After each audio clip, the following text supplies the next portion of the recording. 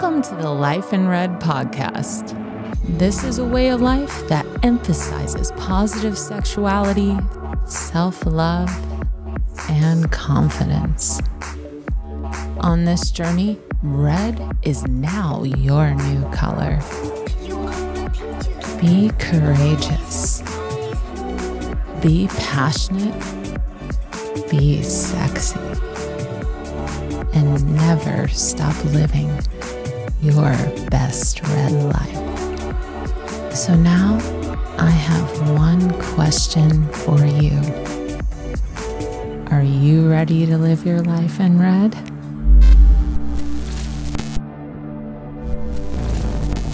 To join us on this journey, like and subscribe below. Welcome to the Life in Red podcast. This is Brittany, your host, and today I'm so excited because we are going to be discussing women and sexuality and how the social constructs and patriarchy and all these different influences have kept us as women from truly exploring our authentic sexual selves. And today I have the beautiful Jennifer Estrela here, and she is a registered psychotherapist and has adopted a holistic approach to therapy. She believes that all elements of an individual's life come together to play a role in human functioning. Amongst so many things, you help so many people. So I truly appreciate you being here today, Jennifer. I'm so happy to be here with you. Great. So what got you into your line of work of helping people? Well, it's been a long journey. I can tell you that. So I started off my journey when I was young. I think I was about 17. And I did a stint of co-op working with street youth in Toronto. So in the streets of downtown Toronto. From there, just became a passion of mine to help people. I went on to work in group homes with severely sexually abused children, and then I worked with youth corrections. I was a youth corrections officer for a while. From there, I went into children's aid. So I was a child protective service worker. I did frontline investigating of abuse and neglect. And then I became a mom. After I became a mom, I did stop that kind of work because it was a bit much. And then I got my master's and I started my own practice. So I've been in my own practice for 11 years now. And I work with a variety of people, individuals, families, couples, dealing with anything from depression to sexual trauma to sexual struggles within the relationship, to anxiety, ADHD, eating disorders, you name it. So that's kind of a brief synopsis of my journey to where I am today.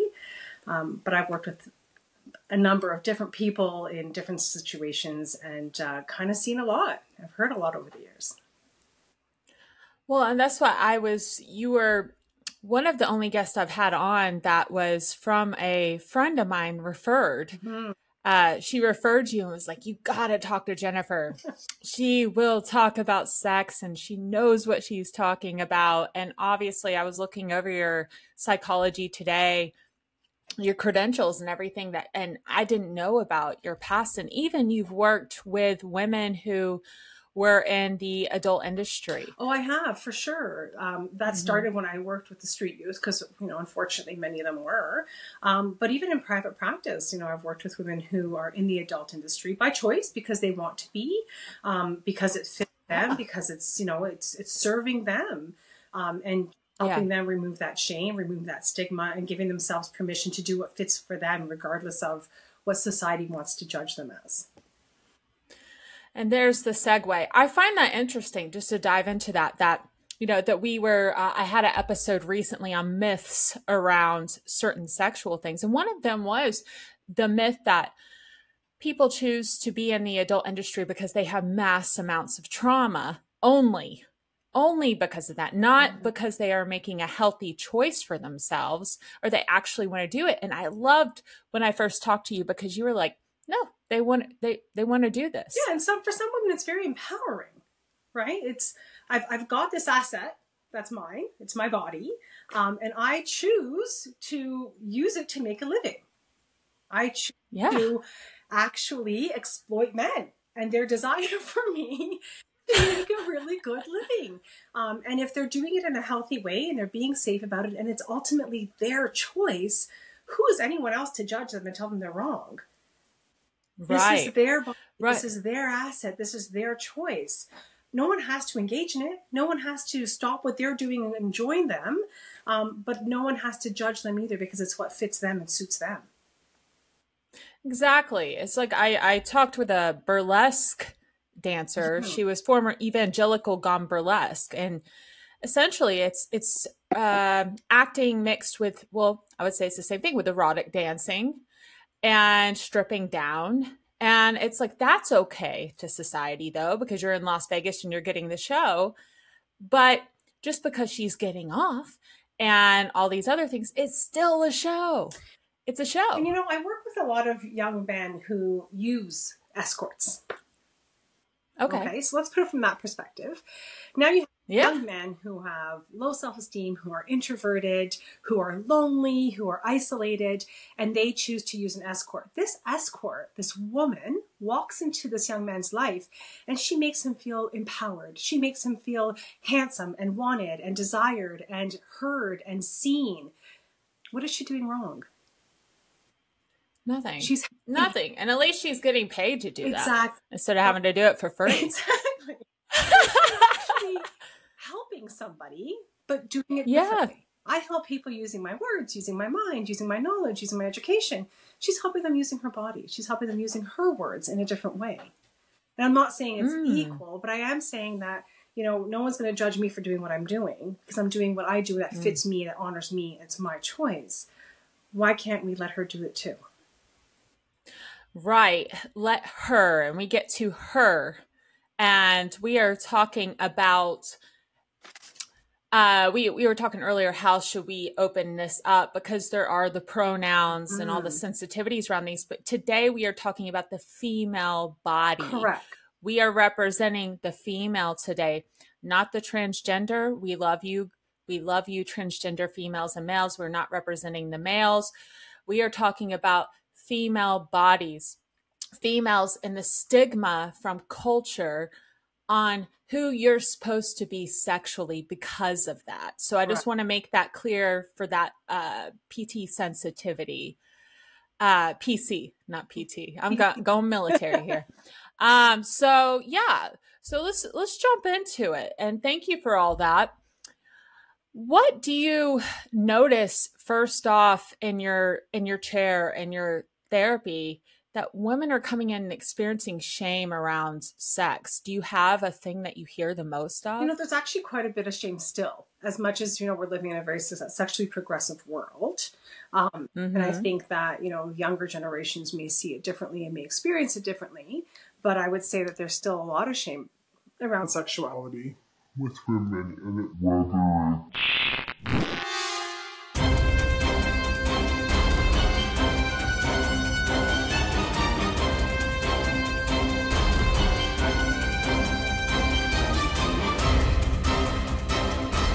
whether it's, I'm seeing a lot of the idea of women in, let's say their 40s, even some late 30s, 40s. Maybe they've entered a relationship or they're unhappy in their relationship and they want to explore their own sexuality. So what I'm hearing is until this point in their lives, their sexuality has been governed and determined and existing by a man. By their male partner. In these situations, I'm talking about heterosexual, cisgendered women. Right. Just to put that out there. So these women are experiencing sex through the pleasure eye of her male partner. And in her late 30s and 40s, coming into my office saying, I've never had an orgasm and I don't know how to masturbate and I can't touch myself. That's not right. You don't do that. And not having the autonomy and the ownership of her own sexuality. So there's a lot of shame around owning your sexuality. And I can say, growing up, I'm a Portuguese Catholic woman. And growing up in my culture, it was very much bred within us, right? You save yourself till marriage and only your husband gets to touch you. And your sexuality was something that you held on to, but ultimately belonged to somebody else. And once that ring was put on your finger, you gave him your sexuality, and now it was his. You're a slave. All respect to the word, but that's essentially you're giving all your power away. You're completely relinquishing control and autonomy to this other person. Right. A very big concept that never sat well with me as an individual, as a woman. But you see it around you and you grow up with that thought in your head. And as you grow up with that thought in your head, I can't imagine how shame doesn't become part of it. I can't imagine how guilt doesn't become part of it, right? The whole idea of like being in your 20s and being sexually exploratory, and then feeling guilty about it. What have you actually done wrong? As long as there's consenting adults, you're of age, you know what you're doing it safely, go out and enjoy it, go out and explore it. Rather than, no, now you're bad and you're wasted and you're used and no one's going to want you. Yes. And that's what I've been talking to ASEPT, certified sex therapists lately. And the new rule I'm hearing, if there's going to be a rule, it's so cool because it's not about sex addiction anymore. And this rolls into what you're saying. It's about, is this hurting me? Is this hurting those around me? And if not, all is well. You know, like that's it. There's your boundary. What do you want? And I think more effort needs to be put into this realm of consent, right? This wheel of consent. Consent. As long as we're consenting and we both understand and share the definition of consent, then who are we actually hurting? Right. We're hurting someone's... See, that's the thing is like you have beliefs, these little soldiers guarding one's heart, or if you will, and you have two human beings, possibly more, that have all these beliefs. So it's like we come with our personal set of beliefs, especially at these young ages, being in the late 30s and 40s, being governed by the boomer age. No offense to boomers, but it's an era of like, oh my God, I have these sets of beliefs. You have these sets of beliefs, but I kind of want to do this. And it's like, no, I can't do that because that's not good. That's not bad. And these little soldiers start poking you, like the shame soldiers, like, you can't do this. And it's really sad. And I know we are very blessed, I would say, because we are coming into a time now where things, thanks to the Zoomers being, in my opinion, so adamant about being individuals, we are now coming into time where the millennials and the Gen Xers are like, okay, maybe it's safe. Maybe it's safe for us to explore here because it's in media, it's in these different areas, but we're still getting backlash. We're still getting those different misconceptions about if a woman is hypersexual, if you will, she's a slut. Correct. These different things, but it's okay. And we are not bashing men on this show today. We are big supporters of men, but it's a little bit more acceptable for the male counterparts to do so. And it's been that way throughout history.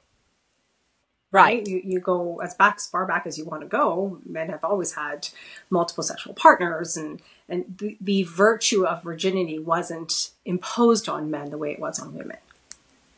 And that's been throughout all of history. And again, I am not ever bashing men. I'm a humanist. I'm egalitarian. I think that, we never have to bash somebody to make another person feel good about themselves or righteous or anything like that.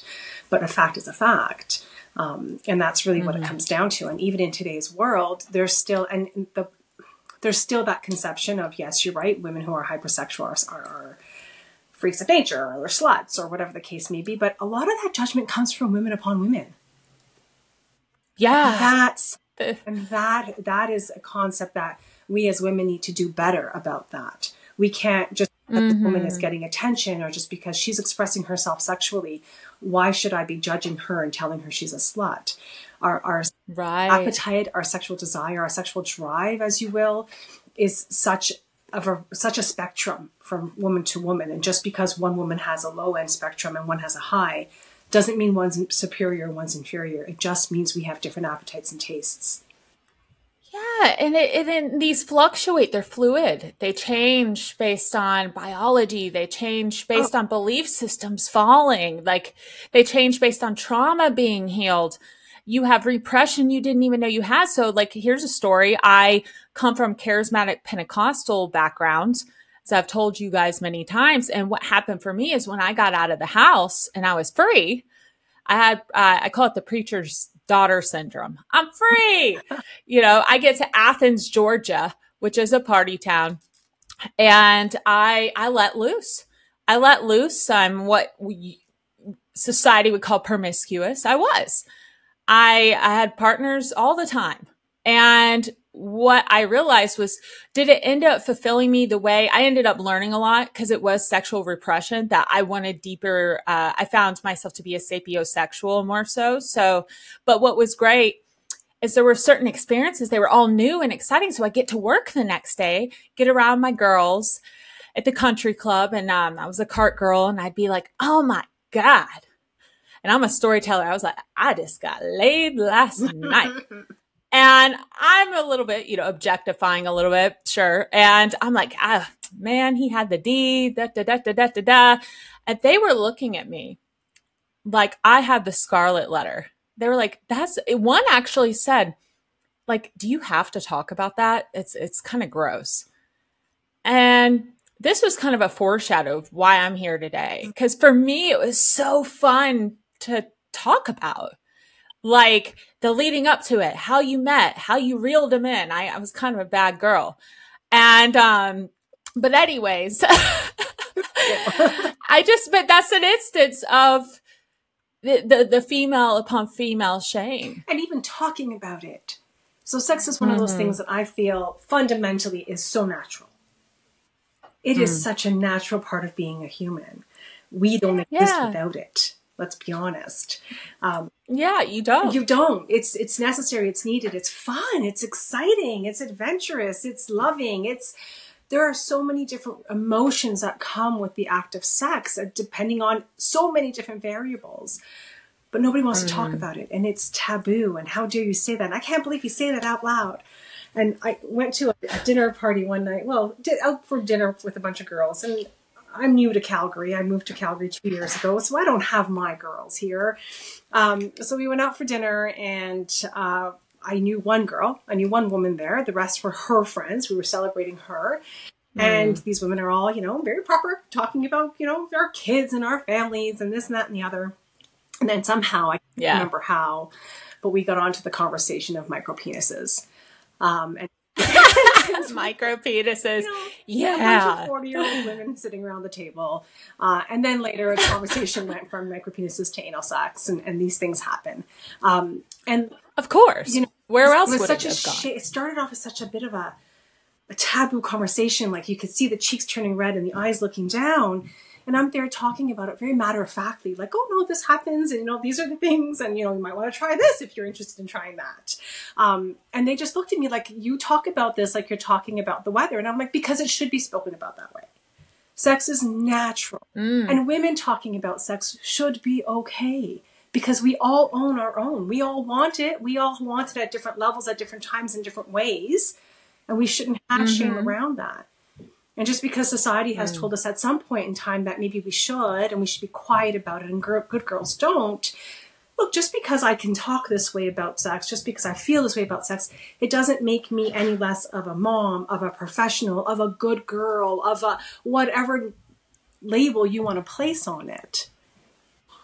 Right. And we have this toxic good girl syndrome, and I myself am deconditioning this good girl thing I'm recently hearing about, because I want to be a bad girl, No, I'm kidding. But it's so let me ask this. So if the viewers out there, you guys are relating to this, like, oh man, I know that I am embarrassed about speaking about these things in public. I'm scared to talk to my friends. I have maybe one person I feel really safe.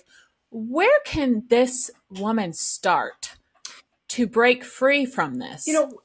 Therapy is always a good option, to be honest with you, because in therapy, you learn how to get comfortable with the vocabulary. You learn how to give yourself permission to be a sexual woman, right? I have women I work with in their 30s and 40s, like I said, where we're talking about how to masturbate for the first time and removing Wow. shame around masturbation, and exploring your own body, and, God forbid, teaching your partner how to please you in a way that actually pleases you and not just him. Most men don't want to do it wrong.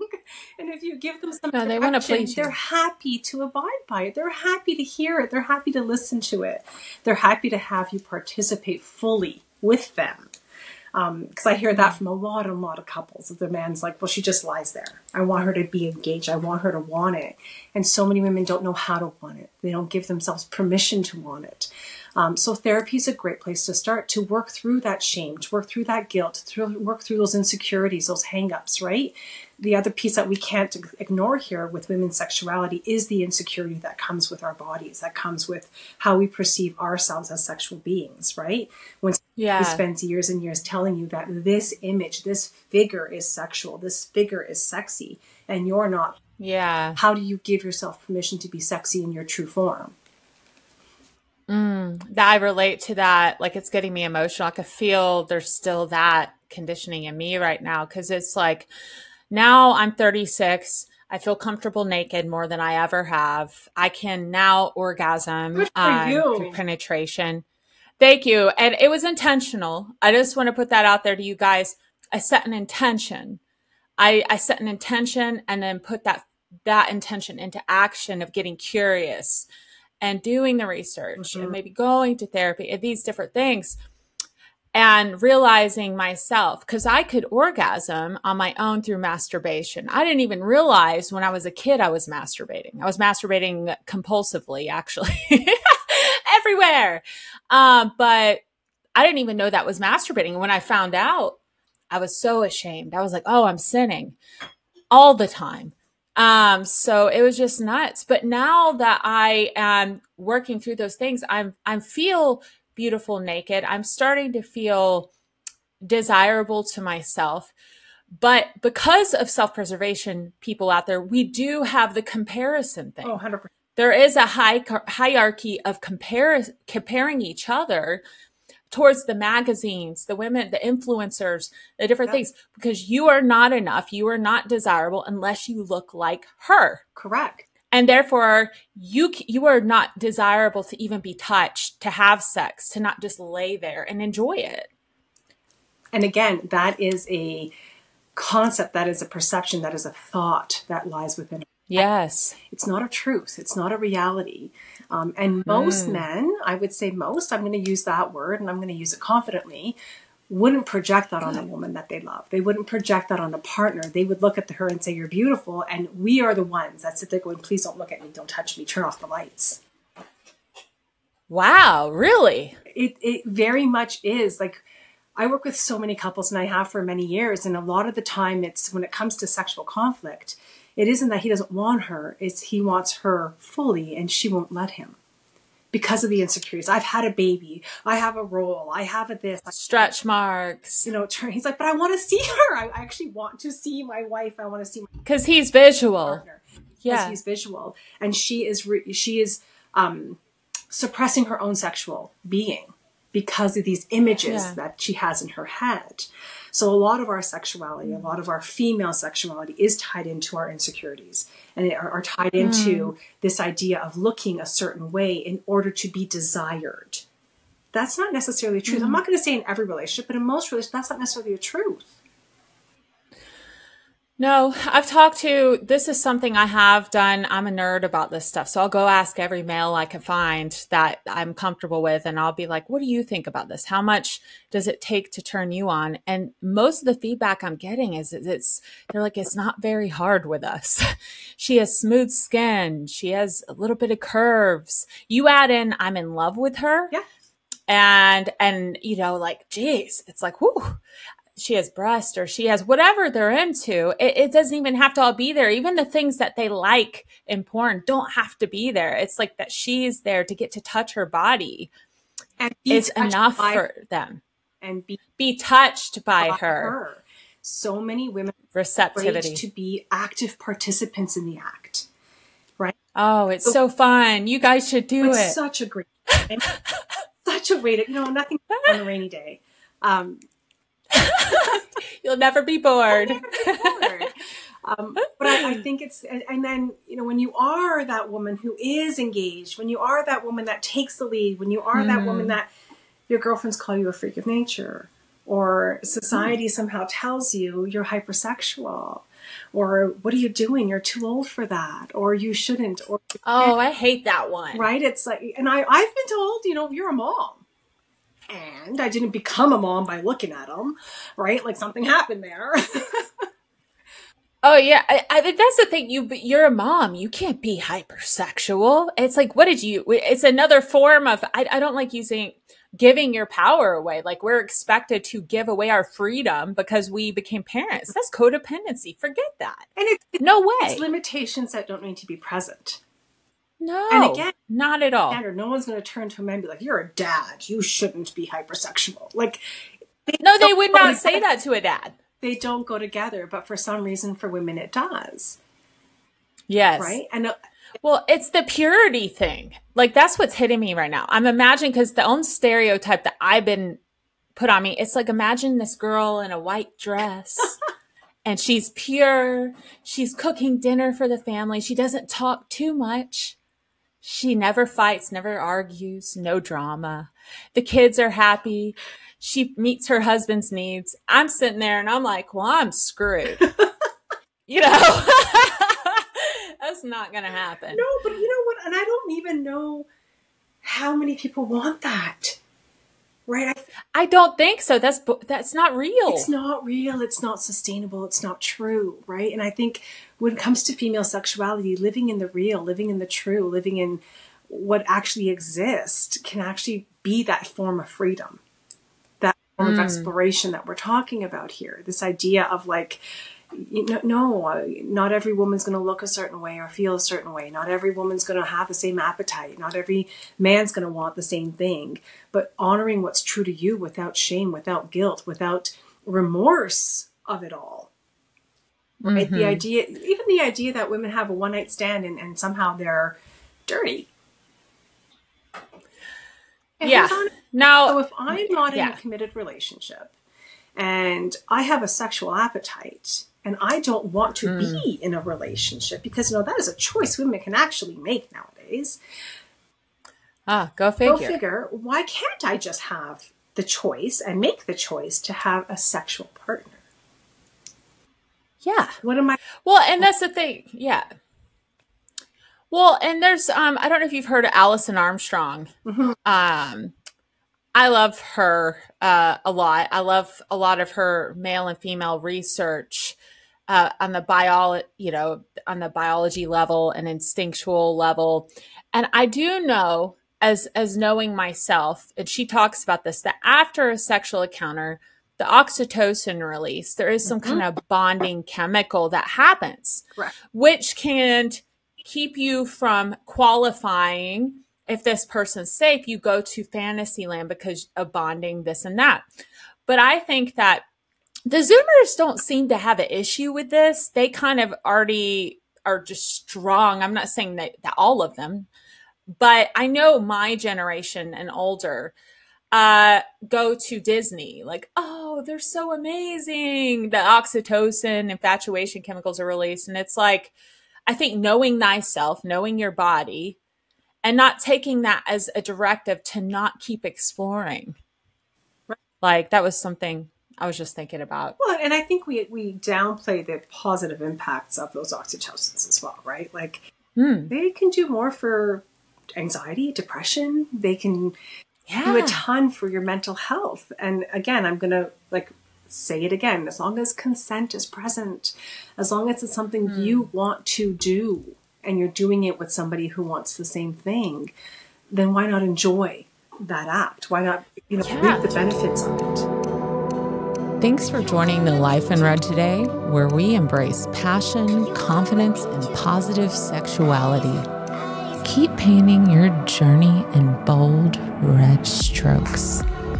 Don't forget to like, subscribe, and follow us so that you never miss out on living your best red life. Ready for more? Stay passionate, stay red.